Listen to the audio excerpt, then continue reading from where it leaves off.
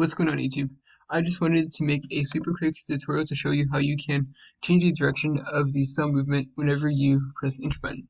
So right now, whenever I press enter, the cell moves down. But that can be kind of annoying when, for example, you have data that goes from left to right or from right to left. So to change this, all I have to do is go to File, Options,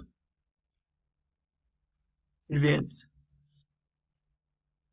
and then right at the top, there's going to be a checkbox. It's after pressing enter, move selection, and right here you can change the direction of the cell movement after you press the enter button. So right now it's down, but for example, now we can change it to where it goes right.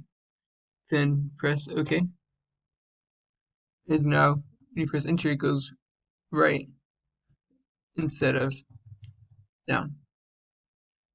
File options, advance is at the top.